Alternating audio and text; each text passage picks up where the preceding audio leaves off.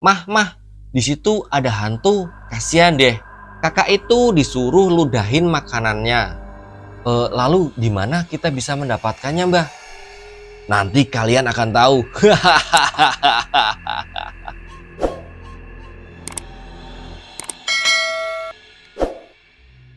Kamera roll, audio on.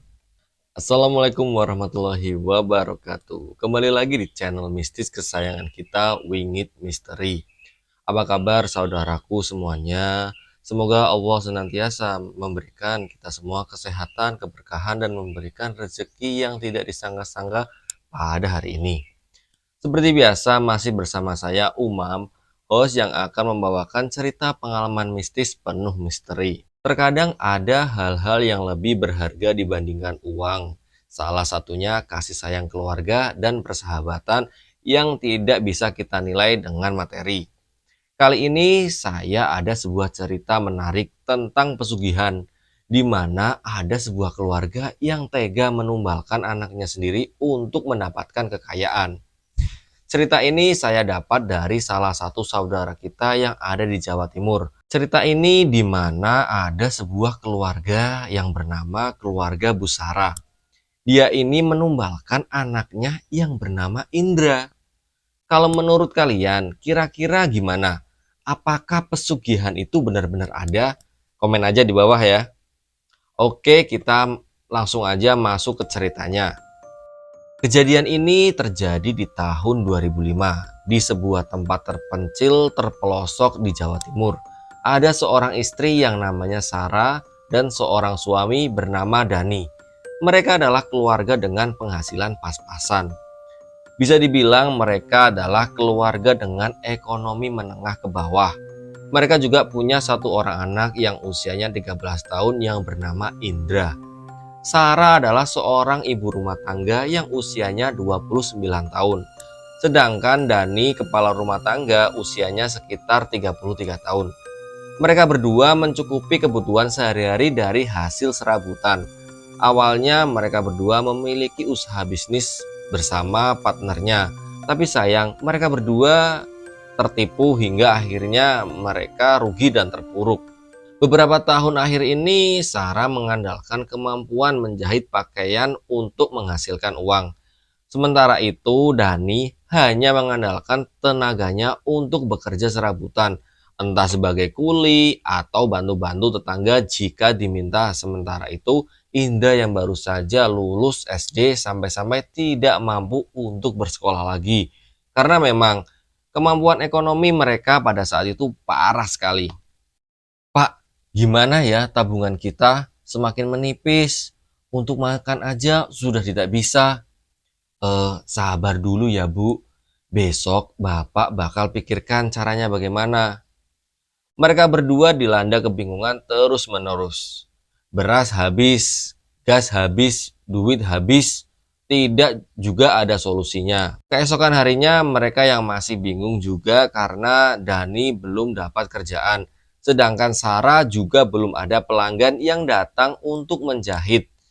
Dan di satu sisi anaknya Indra itu masih aja ngeyel minta dilanjutkan sekolah ke SMP.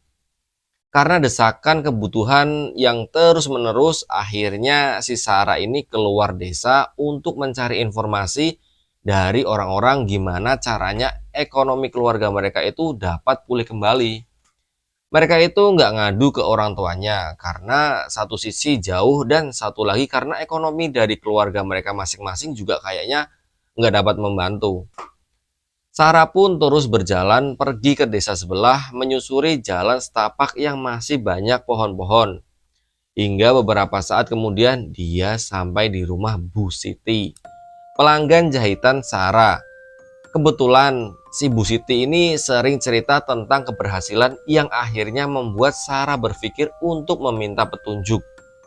Akhirnya Sarah tiba di rumah Bu Siti. Rumah Bu Siti terlihat mewah, besar, dan di depannya itu terdapat air mancur.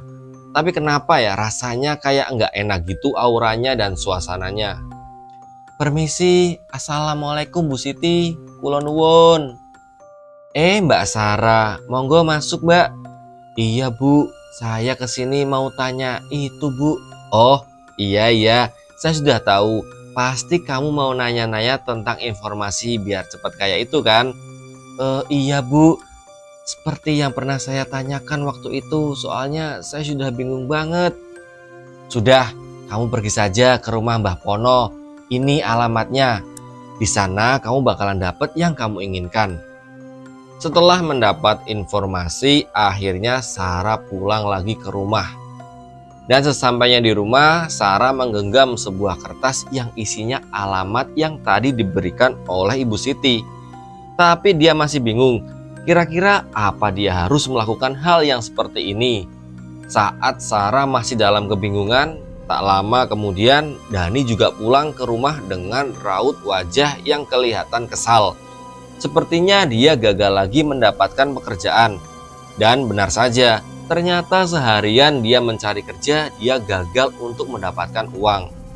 Lalu Sarah langsung mengajak si Dani masuk ke dalam kamar dan menceritakan tentang informasi yang dia dapat dari Bu Siti, kalau lebih baik untuk pergi ke dukun di desa sebelah. Dani yang awalnya menolak karena hal seperti itu adalah perbuatan syirik, menyekutukan Tuhan. Dan karena desakan dari Sarah, akhirnya Dani pun menyetujui kalau dirinya besok akan pergi ke desa sebelah untuk menemui dukun itu. Namanya adalah Mbah Pono, yang ternyata dia adalah dukun yang terkenal di daerahnya. Pasiennya cukup banyak dan berjalanlah mereka berdua sampai juga di rumah Mbah Pono. Rumahnya terbilang cukup sederhana, masih terbuat dari kayu dengan halaman rumah yang cukup luas. Mbah Pono sendiri ternyata sudah sepuh di situ. Sarah melihat ternyata Mbah Pono itu mempertahankan keaslian adatnya. Bisa dilihat dari barang-barang yang ada di rumahnya. Di sana juga terparkir banyak kendaraan. Nah, setelah sekian lama menunggu, akhirnya tiba giliran Sarah dan Dani untuk bertemu Mbah Pono. Seperti dukun-dukun yang lain pada umumnya, di situ terdapat kemenyan, terus juga ada air kembang, terus juga ada kayak panci dari tanah liat, dan beberapa ornamen lainnya. Dani dan Sarah pun duduk di depan Mbah Pono. Kalian ingin kaya? Iya Mbah, kita kesini karena sudah nggak tahu harus apa. Kami sudah buntu Mbah. Kalian bisa buka warung makan, tapi dengan satu syarat. Apa syaratnya Mbah? Saat buka warung, itu kalian harus memendam tali pocong yang meninggal tepat di hari Selasa Kliwon ataupun Jumat Kliwon. Lalu di mana kita bisa mendapatkannya Mbah? Nanti kalian akan tahu. Setelahnya mereka berdua pamit. Di situ Dani berpikir bagaimana caranya mendapatkan syarat, yaitu tali pocong yang meninggal Selasa Kliwon ataupun Jumat Kliwon. Nah, sebelum pulang Mbah Pono juga memberikan sebuah ramuan yang ditunjukkan untuk anaknya si Indra, supaya si Indra aman dari gangguan-gangguan yang ada. Dan ketika dia udah sampai di rumah, di sini Dani masih seperti ragu dengan hatinya, apakah dia harus menuruti perintah dari Mbah Pono. Tapi di situ Sarah meyakinkan, sudahlah Pak, jalani aja karena kita tidak ada jalan lain. Dan di malam harinya Sarah menyiapkan teh hangat yang sudah dicampur dengan ramuan yang diberikan Mbah Pono sebelumnya kepada Indra. Tapi anehnya di keesokan harinya si Indra tiba-tiba menggigil dan dia sakit selama beberapa hari. Indra panas tinggi. Kira-kira sebenarnya apa isi ramuan yang membuat si Indra dari hari ke hari dia ini semakin parah saja sakitnya?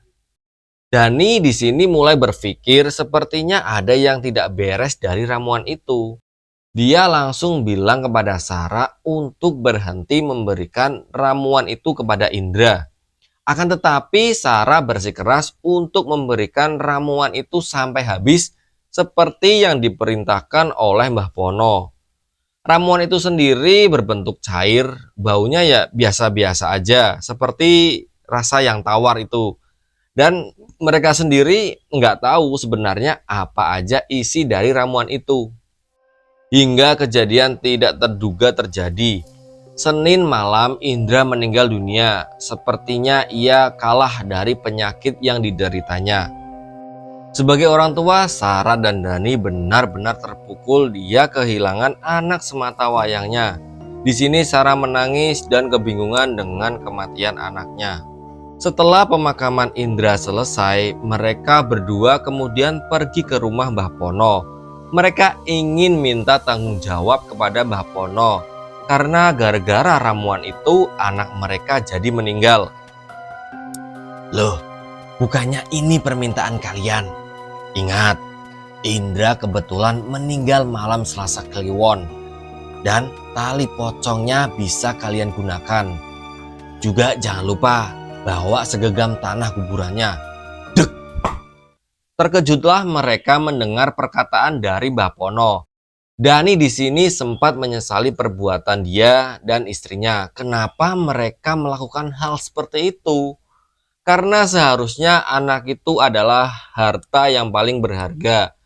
Tentunya tidak bisa dinilai dan diganti dengan jumlah uang berapapun. Meski dilanda kesedihan, mereka berdua tetap melakukan apa yang diperintahkan oleh Mbah Pono. Di malam harinya, mereka berdua kembali menggali kuburan Indra untuk mengambil tali pocongnya. Sambil memastikan situasi di kuburan aman dan tidak ada yang melihat mereka berdua mulai menggali kuburan anaknya. Beberapa bulan berlalu. Sekarang Bu Sarah sama Dani ini membuka usaha warung makan dengan berbagai macam makanan. Mereka tidak menduga kalau rumah makannya ini disukai banyak orang dan laris manis. Untung dari berjualan makanan mereka pakai untuk membayar cicilan tempat rumah makan, serta modal awal dan keperluan rumah tangga lainnya. Mereka membuka warung dari sekitar jam 10 siang sampai 4 sore, di mana di hari ke hari stok makanannya ini semakin lama semakin terus bertambah. Dan hal itu secara otomatis membuat perekonomian Sarah dan Dani terus melesat dengan cepat. Saking ramainya, belum ada 1 tahun mereka sudah bisa membeli mobil bekas. Walau begitu, masih tetap aja ada perasaan bersalah dari si Sarah hingga di suatu hari ada yang bikin Sarah ini kaget. Mah, di situ ada hantu, kasihan deh. Apa sih dek, kamu lihat apa? Kakak itu disuruh ludahin makanannya. Terkejutlah si Sarah, kenapa anak ini bisa tahu di sini. Sarah takut ketahuan pada saat itu. Setelah kejadian anak kecil itu, beberapa warga juga sempat mengaku kalau mereka melihat ada sesosok pocong mirip si Indra di rumah makan itu. Namanya juga ya warga kampung sendiri. Kan pasti hafal tuh si Indra itu sosoknya seperti apa. Dan dari situlah mulai ada desas-desus dari warga yang berpikiran jangan-jangan Indra ditumbalkan agar warung keluarga Bu Sarah ini laris manis. Di sini Bu Sarah panik dan cemas, takut ketahuan oleh warga, yang akhirnya pada malam hari dia pergi ke rumah Mbah Pono sendirian. Kali ini dia naik mobil dan sudah tidak berjalan kaki lagi. Di tempat Mbah Pono, Sarah menceritakan kalau dirinya takut ketahuan dan akhirnya Mbah Pono memberikan ramuan kepada Sarah untuk diminumkan kepada suaminya. Ingat Sarah, apa yang ditukar tidak bisa dikembalikan. Apa yang kamu minta pasti harus ada imbalannya. Sarah di sini pikirannya udah seperti kesetanan dan akhirnya memberikan ramuan yang sama seperti dulu ia berikan kepada Indra untuk suaminya Dani.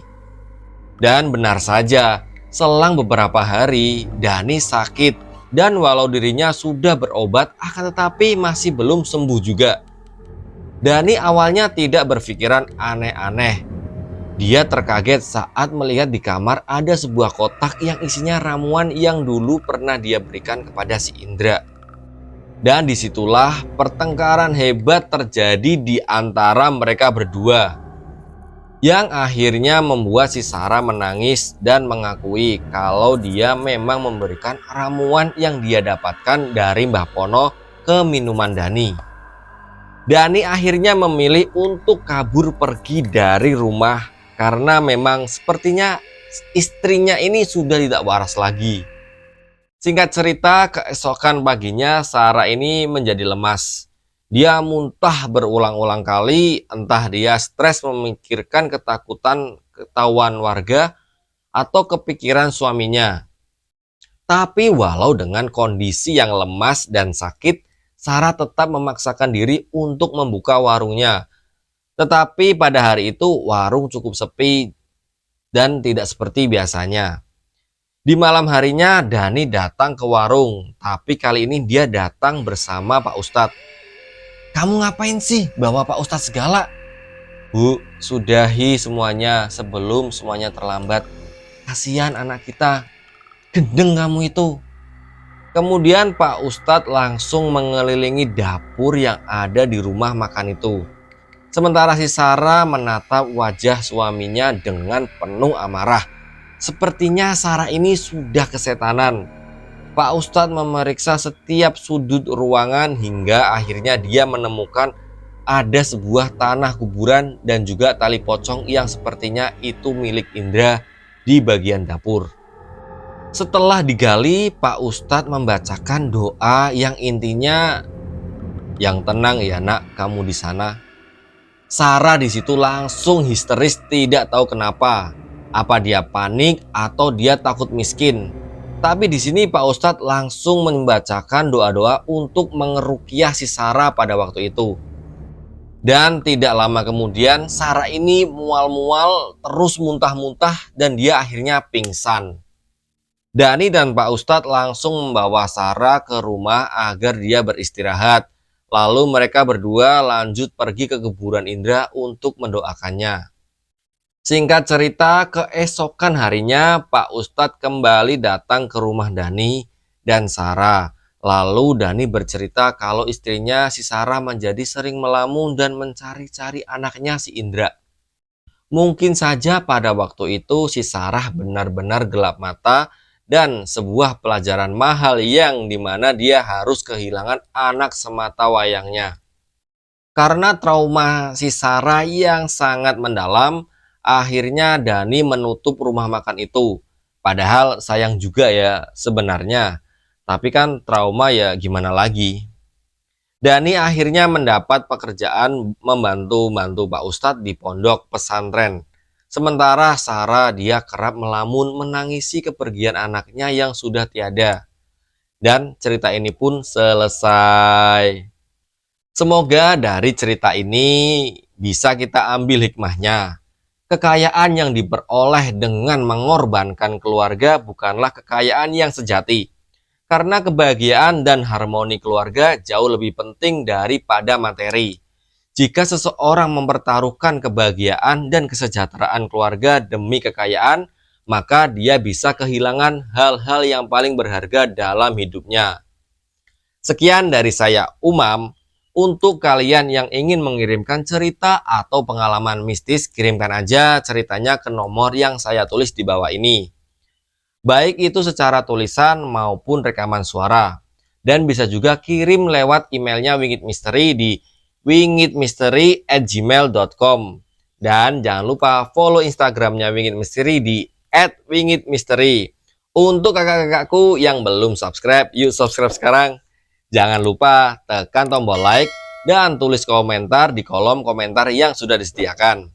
Jangan lupa untuk share cerita ini agar menjadi inspirasi bagi keluarga, saudara, maupun teman-teman kita. Dan untuk yang sudah mendengarkan cerita ini dari awal sampai akhir tanpa di skip, saya doakan semoga diberikan kesehatan, panjang umur, dan dimudahkan rezekinya. Amin. Akhir kata dari saya, wassalamualaikum warahmatullahi wabarakatuh.